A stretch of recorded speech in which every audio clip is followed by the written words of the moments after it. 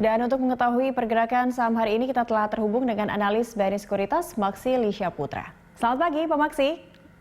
Selamat pagi Mbak Cakri. Iya, ini kita tadi melihat pasar atau IHSG sudah dibuka, ya kita bersyukur sedikit rebound begitu.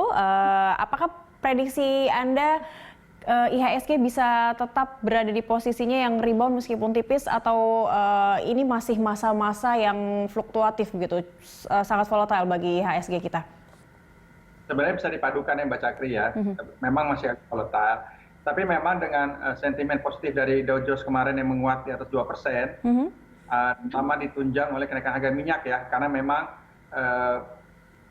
nampaknya mulai akan ada kesepakatan, mau dimulai adanya kesepakatan antara Rusia dan Arab Saudi untuk memotong produksi minyak dunia, di mana kalau kenaikan harga minyak naik dan cukup signifikan ini cukup mendorong bursa saham. Dan di sisi lain juga kemarin dengan adanya pernyataan Pak Ferry ya di konferensi pers bahwa pemerintah akan mengeluarkan berbagai langkah untuk meredam dampak negatif dari coronavirus ini. Karena kita tahu coronavirus ini cukup memberikan pukulan ya kepada ekonomi dunia juga termasuk ekonomi kita.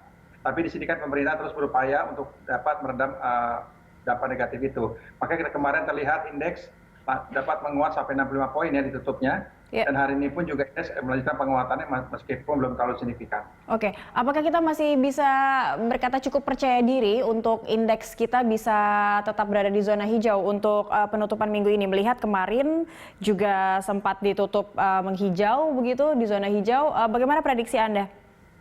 Ya, kalau kita lihat sih hari ini memang potensinya masih dapat ditutup menghijau lagi ya. Tapi memang tidak terlalu signifikan karena memang sebenarnya beberapa dampak negatifnya adalah masih tren rupiah masih cukup melemah, walaupun di sini masih tetap berkomitmen untuk menjaga rupiah. Ya, karena pelemahan rupiah ini tentunya juga akan berdampak kurang bagus terhadap para importir. Dan juga adanya beberapa berita bahwa beberapa sektor industri mengalami kesulitan bahan baku, itu juga dapat menjadi faktor penekan indeks.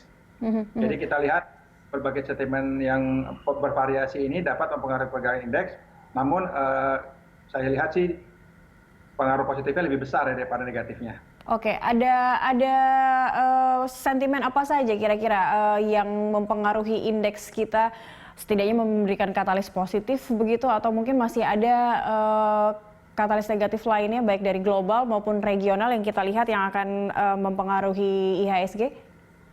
Ya, kalau dari global kita lihat baik itu Amerika maupun bursa regional Asia Pasifik pagi ini menguat ya. Sehingga itu akan menjadi sentimen positif yang sangat bagus untuk pergerakan kita. Meskipun kita lihat sampai saat ini indeks menguatnya masih sekitar 0,6-0,7%. Iya, tipis-tipis saja begitu ya. Di sisi lain mungkin dari harga logam nih agak melemah. Nah itu yang agak memberikan tekanan terhadap indeks, dan juga data pengangguran Amerika Serikat yang di atas perkiraan. Itu juga memberikan sentimen negatif juga terhadap indeks. Jadi seperti saya bilang tadi ya, sentimennya bervariasi. Namun saya lihat untuk hari ini indeks masih berpotensi untuk dapat naik. Support resisten berapa untuk hari ini?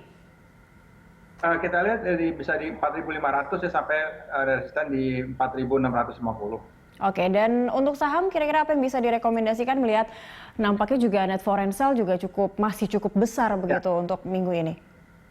Karena memang minggu ini memang masih net foreign sale juga dengan year to date ya. Karena memang investor asing masih mereka masih takut dengan pandemi coronavirus ya. Untuk beberapa saham yang kita masih cukup rekomen yaitu adalah memang pada saat sekarang saham-saham udah banyak yang murah. Saham perbankan seperti Bank Mandiri, BRI itu juga bisa menjadikan alternatif. Lalu juga saham retail ya seperti Ramayana, lalu juga MAPI, ERA, terus saham-saham properti seperti BSDE itu kita, dan saham telekomunikasi seperti Telkom, karena memang banyak mereka itu udah pada murah sekali valuasinya. Bagaimana kalau properti dengan LPKR begitu? Kalau LPKR memang saat ini investor sedang menanti bagaimana penyelesaiannya beberapa proyeknya seperti yang di Lipo Village itu, yang Meikarta, lalu juga mungkin katanya mau ada penjualan mall ya. Nah itu kita masih menunggu kabar selanjutnya. Baik. Terima kasih Pak Maksi Lisha Putra telah bergabung bersama kami di IDX Opening Bell melalui sambungan Skype hari ini.